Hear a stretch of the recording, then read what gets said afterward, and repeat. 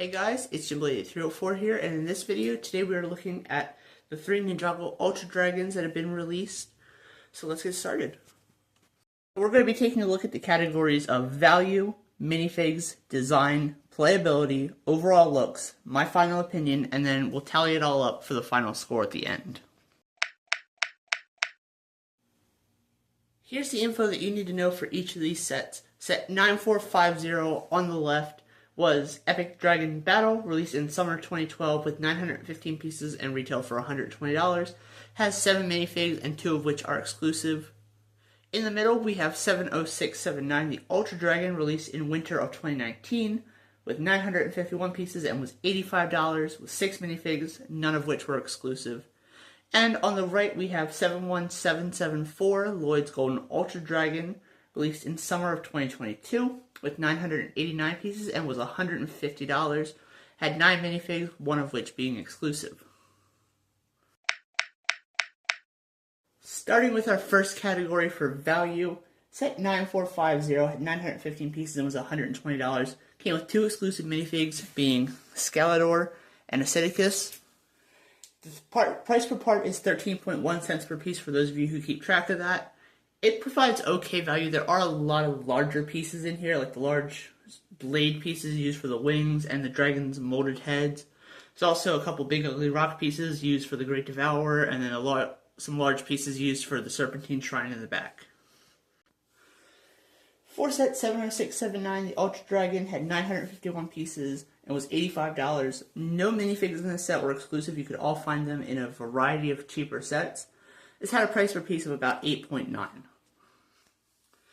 And on the right, we have 71774, Lloyd's Golden Ultra Dragon, 989 pieces, $150. Had 1 exclusive minifig, being the Oni Lloyd, which you can see right in the center there. That's a price per piece of 15.2 cents per piece, which is not very good by Ninjago standards.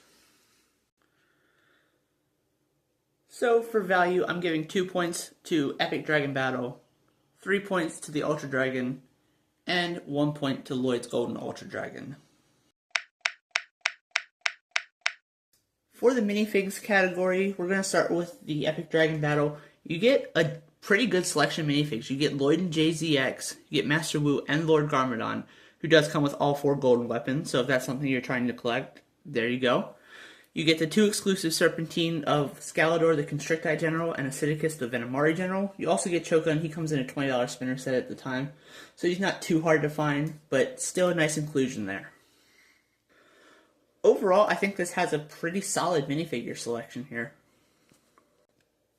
Then for the Ultra Dragon, none of the minifigs in this set are exclusive. You can find them all in cheaper sets. Garmadon came in a spinner set, so did Wu and Lloyd. Pythor came in the Stormfighter, and the Venomari Snakes came in Kai's motorcycle and Zane's snowmobile. Then we have the Golden Ultra Dragon, and I think this set has the best minifigs out of all of them. You get all 4 ninja in their golden armor attire. You get Oni version of Lloyd. You get the Crystal King and 3 Vengestone Warriors, which I think look really good with translucent pink and then gunmetal gray color combination. I think they look fantastic. So, we're going to give 3 points to the Golden Ultra Dragon, 1 point to the Ultra Dragon, and 2 points to Epic Dragon Battle. Our next category is design, and the original Epic Dragon Battle set has a lot of good design choices. It uses a lot of just white, black, dark gray, a little bit of gold accents, and then some translucent green thrown into the actual dragon build, which I think looks very nice. You also get a build of the Great Devourer, something we've never gotten in LEGO aside from this set right here. You also get that little, like, prison snake shrine. I think that's supposed to represent, like, Ouroboros or something.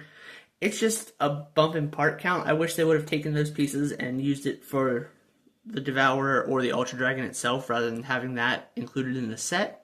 But we'll talk about that more when we get to playability. For the Ultra Dragon, I think it uses a lot of nice parts, and I think it looks pretty solid overall. You got the same basic color combination of, white, dark gray, black, gold, a little bit of translucent green thrown in there. I like just the texture that's used with these like rock pieces, and then I guess they're also kind of rock pieces, but they look like claws. You get plastic pieces for the wings instead of having brick-built wings, which I think was a nice change. I don't necessarily know that I would have preferred it, but I think it's an okay change. As for the Golden Ultra Dragon, it uses a lot of gold pieces and white, which I think is a fantastic color combination. It's probably one of my favorite that Ninjago hits on a regular basis. I think this looks really good. I like the molded dragon heads to represent the 4 ninja. Spoilers for crystallized, I guess. But they basically turn into the Ultra Dragon.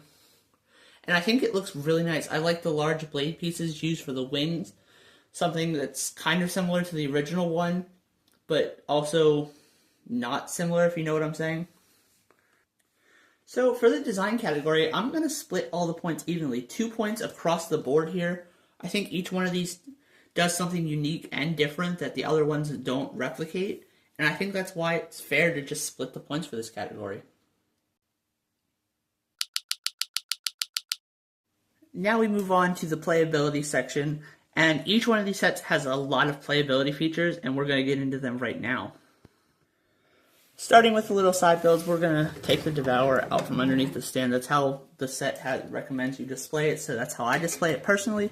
But you get this basically little snake shrine to, I think, represent Ouroboros or something. I'm not entirely sure. But it's fine. It's a nice inclusion, I guess. I wish they would have taken these pieces and made the Devourer a little bit better. But you can flip up this little jail door, and you can stick Master Wu inside the jail cell. There is also another one on the back, so if you want to take like J, ZX, I guess, and put them in there, it works because the armor piece won't stand out because of the way they have it built. There is also this trash can. It has a couple like translucent plates in it, and you can just dump them on the prisoner to for the Devourer's venom, I think is what it's going for. I'm not going to demonstrate that because I will lose the pieces and then I'll be upset about it, but that is another feature of the set. As for the Devourer, it has a little bit of tail posability. You can just move them around as you wish. The actual tail in the end itself moves.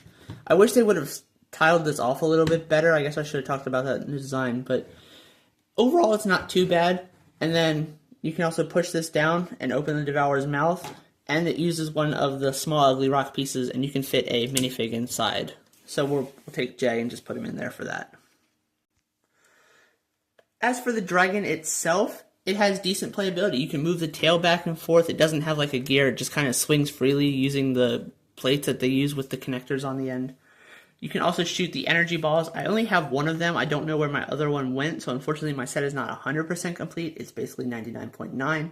But these you get 2 of them in the set, I believe, and 2 in each head. Unfortunately, all 4 don't have this ability, just Zane's dragon and Jay's dragon head, respectively, so Shard and Wisp. The feet do have a little bit of posability. They're on the large ball joint pieces. You can also move the wings up and down by pulling this lever here, so we'll do that. And you can represent it flying like that, which I think is really cool. You can also move the claws in and out if you want to do that. The back legs don't have too much posability. They're just kind of fixed into place. They do have one ball joint to actually connect to the build itself, but you can't really move the legs too much here. Then for the Ultra Dragon, we have a similar thing with the tail. You can actually swing it back and forth with this little gear right here. It doesn't move too far in each direction, but the tail does whip a decent amount, I think, because of how it's built. Leg posability is almost non-existent on this set. You have the ball joints to connect it, and then they are fixed into place at the knees, unfortunately, and they're just technically clipped into the body of the dragon itself, which I think is fine. The legs don't necessarily need to move a super crazy amount, but it would have been nice. At the front, you have the 4 dragon heads with stud shooters on all 4, so that's something that I think was a decent inclusion. It doesn't take away from the build and anything. You can also open the dragon's mouths, change their expression. You can move the blades and horns each in and out just to have a different look to the set. And a feature they brought back from the original is you can lift that lever and then the wings flap. Unfortunately, it will mess with the way the feet are positioned. If you want to have the dragon displayed like this, the heads do end up looking down, but you can just move them up with a little bit of the ball joint that is used there. And there's also a nice seat for Lloyd. One more small thing for this set is that it comes with this little snake turret shooter thing. It has a couple spring-loaded bolts in it. I'm not going to fire them because, again, I'll lose them. But it's nice. It's just a little, like, 50-piece build, if that, and just a decent inclusion in the set. Nothing too crazy. As for the Golden Ultra Dragon, it uses the ratcheted joints to attach the legs to the body so you can move them ever so slightly up and down, just a couple clicks in either direction. Nothing too crazy. The foot has a ball joint so it can move freely. You can move the claws as well, something that's seen also on the Legacy Ultra Dragon. The four heads are attached with the big ball joint pieces. You can move the mouths up and down. I think these look really nice. I really like the molds that they've been using for the molded dragon heads recently. And I like the brick-built ones in some cases, but I think this looks better overall. For the wings, you can actually spin this little spinner crown with a hat on it. And if you spin it the right direction, the wings will open out, which I think that looks incredible. That is such a cool technique for that. And you can just fold them back like that. It's the same thing on both sides. And I think it looks really, really good. The dragon also does have some ability at the waist area. You can just move it in either direction. Nothing too terribly crazy, but it's nice to have that extra posability, I guess. The back legs also are on ratcheted joints. You can move them a little bit. This thing is a little top heavy, so it will kind of fall if you don't have it posed exactly right. And also the tail can move as well. It's on ratchet joints, it can turn, which I think looks really nice to give it a dynamic action. Something else from the Golden Ultra Dragon is there's this little Crystal King throne shrine thing. It has the 4 golden weapons just on display there. You guys know how I feel about these golden weapons. I think they're pretty terrible. But you get all 4 of them in the set, as you do with basically every crystallized set. We're not going to go too much into that, but you get this little shrine for the Crystal King, and it's fine. For playability, I'm going to have to give 3 points to Epic Dragon Battle, 1 point to the Ultra Dragon, and 2 points to Lloyd's Golden Ultra Dragon. The extra posability on that just gives it a little bit of an edge over the Legacy one. Now it's time for the overall looks category. Which one do I think looks the best? And I'm going to have to say I think Lloyd's Golden Ultra Dragon looks the best. I love the gold and white color combination. I think it looks really good. The only thing I have negative to really say about this set is that it's $150. Getting the second most points with 2 points, I'm going to have to give it to the Epic Dragon Battle. I think it looks nostalgic for me. I have a lot of good memories with this set. The Great Devourer looks nice. It was a great inclusion, I think. I wish they would have redone that with the Ultra Dragon from Legacy. Unfortunately, they didn't. I don't know if they're going to remake the Great Devourer ever, but I hope they do at one point. And in last place, getting 1 point, I'm going to have to give it to the Ultra Dragon from Legacy. I don't think this looks bad by any means, but the brick-built heads just don't work for me here. Overall, it's a really good set. I like the plastic piece for the wings more than the brick-built ones, I think. But I like the other two a little bit more. Now it's time for the final opinion section. Which one do I think is the best? I'm going to have to give it to Epic Dragon Battle. It's $120. You get 2 exclusive minifigs, being Acidicus and Scalador, as I've mentioned before. You get the Great Devourer, which I think looks really nice. The Snake Shrine is whatever. It looks fine. Just doesn't do anything special for me. And then for the 2 and 1 points, I'm just going to split the points between the Ultra Dragon and Lloyd's Golden Ultra Dragon. I really like the gold and white color combination, but I really like the remake of the Ultra Dragon. This is a really tough comparison for me to make because I like all 3 of these sets a good amount, I would say.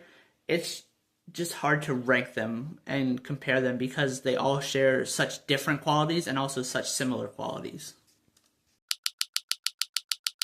It's time to tally up the final scores and tell you what place to wear. In third place, unfortunately, I would have to say, is the Ultra Dragon from Legacy with 9.5 points. I don't think this is a bad set by any means. I think if you have a chance to get it, you definitely should. The minifig selection just holds it back here with none of them being exclusive, no variants of any of them. Pythor is probably the best one here. It's always nice to see Pythor. He's one of the best Ninjago villains in my opinion. In second place with 12.5 points is Lloyd's Golden Ultra Dragon. If this set wasn't $150, it probably would have won. That's what ended up holding it back. It lost by just 1.5 points because of the value category. This set shouldn't have been more than 120. I understand there's a lot of gold elements and a lot of them are probably new in that color, but there just isn't enough to justify it being $150. And in first place with 14 points, we have Epic Dragon Battle. I gotta say, I'm a little surprised by this. I didn't really know which set would place where. I wasn't expecting this one to win necessarily, but apparently I think it's the best overall based on my metrics. Let me know what your favorite dragon set is in the comment section down below. Thank you guys so much for watching. I hope you enjoyed. If you have any more legacy comparison suggestions, let me know in the comments below. Thank you guys for watching. This is Jim 8304 signing off. Bye.